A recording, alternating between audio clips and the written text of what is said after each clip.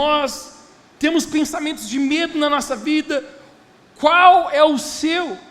O medo é um inimigo muito perigoso, porque ele amarra as pessoas e as impede de viver.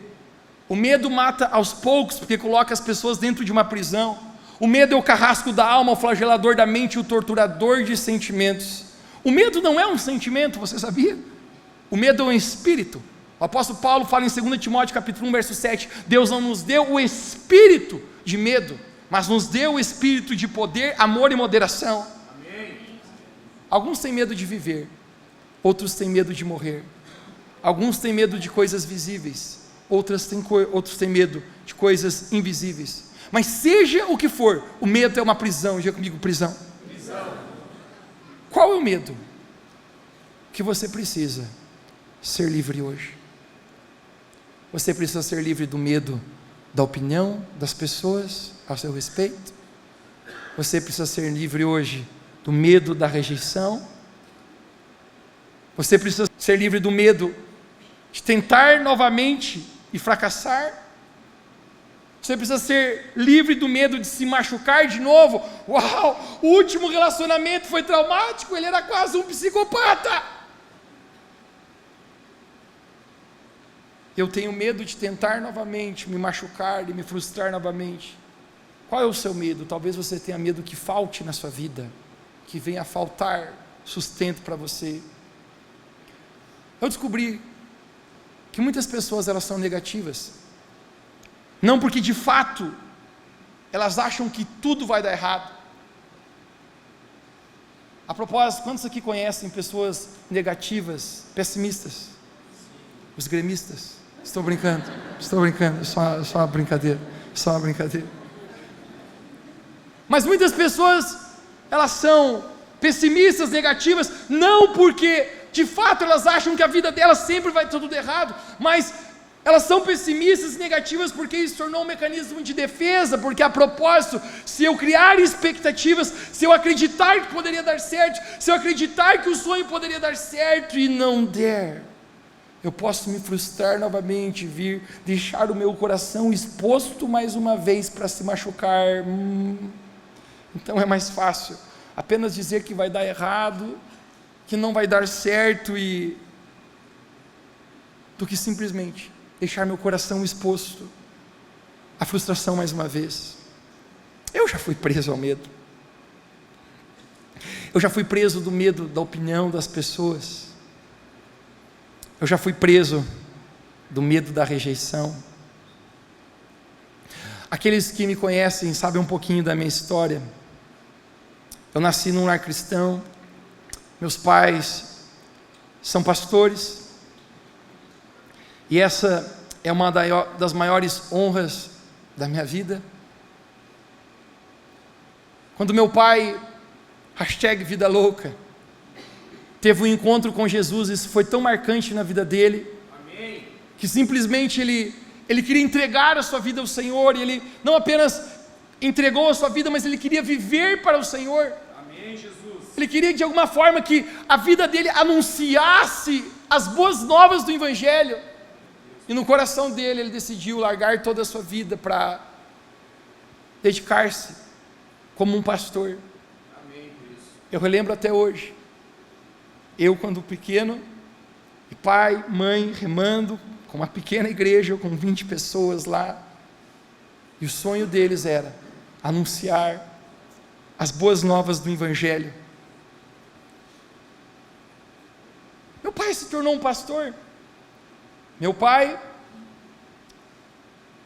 é o maior homem de Deus, e o homem mais íntegro que eu conheço, não porque ele não tem defeitos, porque eu conheço todos os seus defeitos, todas as suas virtudes, mas integridade não é perfeição, integridade é ser sincero diante do Senhor e ter um coração verdadeiro. Amém.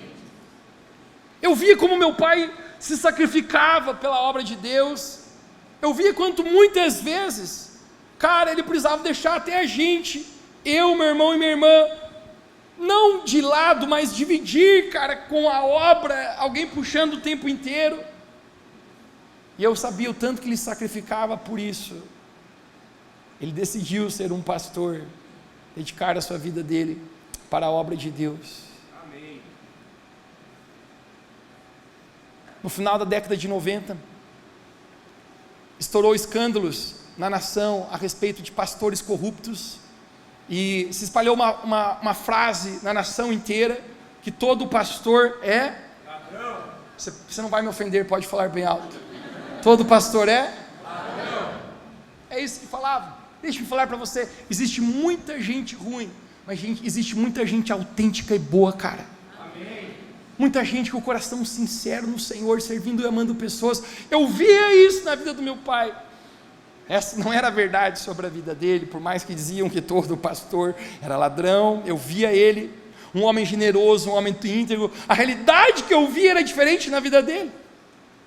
Pelo contrário, eu vi quando ele vendeu o único carro zero que ele havia sido capaz de comprar na vida, para ser capaz de comprar um som para a igreja. A igreja não tinha som, e ele falou: nós precisávamos de um som melhor, não temos recursos, não temos finanças, aqui está o meu carro. Eu vi o amor dele, o sacrifício dele, mas que falavam que todo pastor é ladrão. Meus amigos faziam piada, você já viu, todo pastor é ladrão, e o medo que eu tinha no meu coração, era da opinião das pessoas. Eu tinha medo que perguntassem: Mateus, o que o seu pai faz? Eu tinha um medo dentro de mim que eu fosse rejeitado, que eu fosse exposto, que falassem: seu pai é um desses pastores, seu pai é um desses que é ladrão. Eu tinha medo da injustiça, opinião alheia e da rejeição.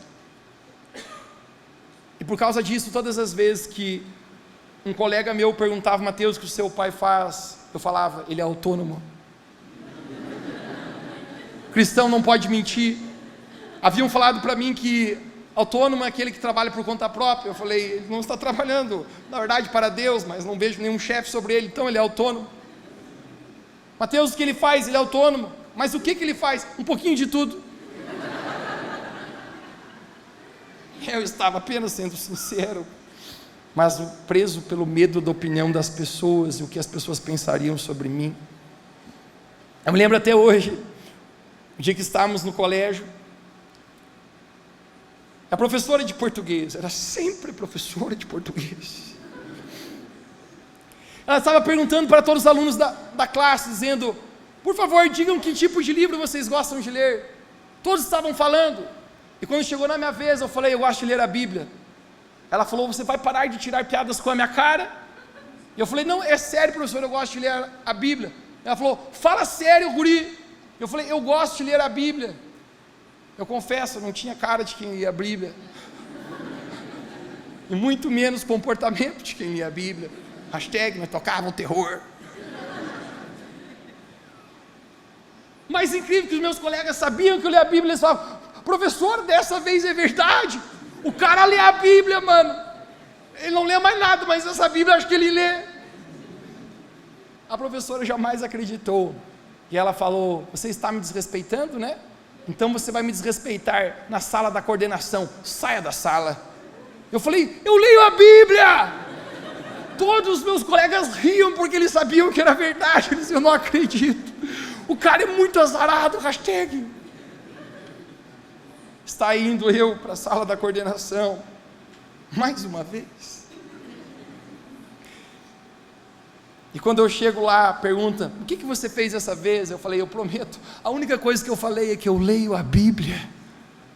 Mas você lê de verdade, Mateus? Sim, eu leio a minha Bíblia. Então eu estou sentado naquele sofá, e quer que eu confesse algo para você? Estava muito mais interessante que aquela aula de português. A coordenadora olhou para mim e falou: você sabe que eu preciso ligar para sua casa, é um protocolo do colégio, nós precisamos ligar, avisar que você esteve na sala da coordenação. Eu falei: moça, eu nunca te pedi nada, mas não faz isso não liga para o pai não. Ela falou: o que seu pai faz, Mateus? Eu falei: autônomo. Meu Deus, já é estranho, ainda estou na sala da coordenação. Mas o que ele faz? Um pouquinho de tudo. Consegue descrever? Eu não tinha mais o que falar.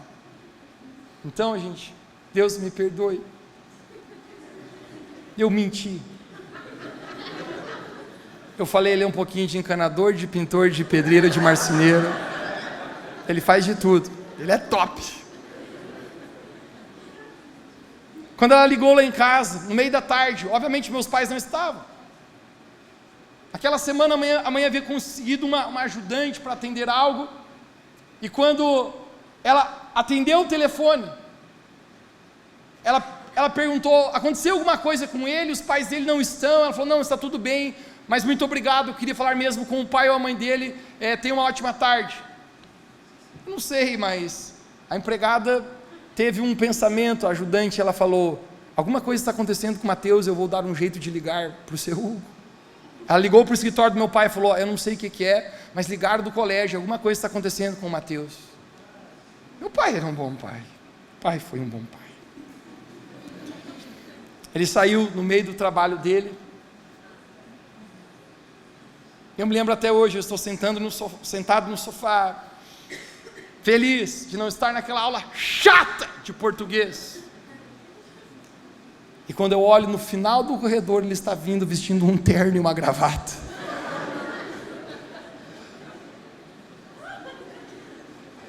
Quando ele entra na sala, ele fala, Mateus, você está bem? Ele olha para a mulher coordenando, o que aconteceu? A mulher olha para mim, olha para ele vestido de engravatado, ela olha para mim, olha para ele e fala, pedreiro, né?